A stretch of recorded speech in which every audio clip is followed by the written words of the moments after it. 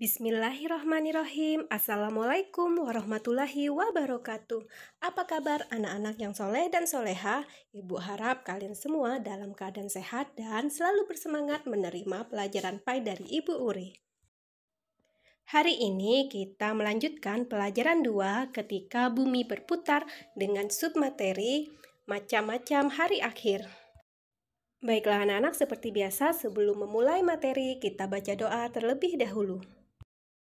Bismillahirrahmanirrahim. Raditu billahi rabbah wa bil islami dina wa bi Muhammadin nabiyya wa rasulah.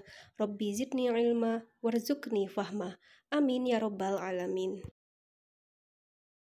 Anak-anak, iman kepada hari akhir atau hari kiamat adalah percaya dan meyakini bahwa seluruh alam termasuk dunia dan seisinya akan mengalami kehancuran.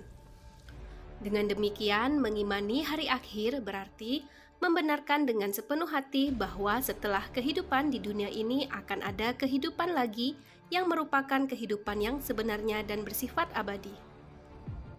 Mengenai kapan datangnya hari kiamat, tidak ada yang dapat mengetahuinya, termasuk Nabi dan Rasul, kecuali hanya Allah Subhanahu wa Ta'ala yang mengetahuinya. Hari akhir sama dengan hari kiamat. Para ulama membagi kiamat menjadi dua macam, yaitu kiamat sugro dan kiamat kubro. Anak-anak, apakah kalian tahu apa kiamat sugro itu? Kiamat sugro atau kiamat kecil ialah hancurnya alam di sekitar kita.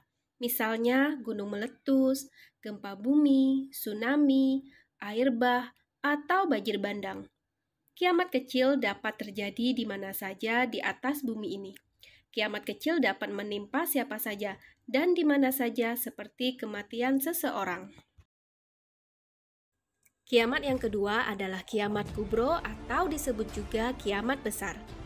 Kiamat kubro adalah hancurnya alam semesta beserta isinya, seperti matahari, bumi, dan planet-planet lainnya sudah tidak berjalan pada porosnya, sehingga saling bertabrakan. Bumi berguncang dahsyat dan tidak ada satupun makhluk di muka bumi ini yang hidup. Allah menjelaskan di dalam surat Al-Zalzalah ayat 1 dan 2 yang artinya, apabila bumi diguncangkan dengan guncangan yang dahsyat dan bumi telah mengeluarkan beban-beban berat yang dikandungnya. Anak-anak, setelah hari kiamat terjadi, kemudian ada periode-periode yang terjadi setelah hari kiamat. Periode-periode ini disebut dengan nama-nama lain hari kiamat. Setelah kiamat terjadi, kemudian manusia dibangkitkan. Periode ini disebut yaitu Yaumul Ba'ats atau hari kebangkitan. Setelah dibangkitkan, kemudian semua orang dikumpulkan di padang mahsyar. Semua orang berkumpul mulai dari zaman Nabi Adam hingga penduduk dunia yang paling akhir diwafatkan. Pada periode ini disebut dengan Yaumul Masar atau hari berkumpul di padang mahsyar. Setelah manusia dikumpulkan, kemudian semua amal baik dan buruk yang telah dilakukan manusia akan dihitung di hari kiamat. Hal ini dijelaskan dalam Al-Quran surat Shad ayat 53 yang artinya, inilah apa yang dijanjikan kepadamu pada hari perhitungan. Setelah dihitung, kemudian seluruh amal tersebut akan ditimbang. Pada periode ini disebut dengan Yaumul Mizan atau hari pertimbangan. Di Yaumul Mizan ini setiap orang akan ditimbang kebaikan dan keburukannya selama di dunia. Dan ditimbang dengan seadil-adilnya, tidak akan ada yang kurang atau dilebihkan. Setelah ditimbang, kemudian seluruh manusia akan mendapatkan balasan dari Allah atas perbuatannya selama di dunia. Pada periode ini disebut dengan Yaumul Jaza atau hari pembalasan.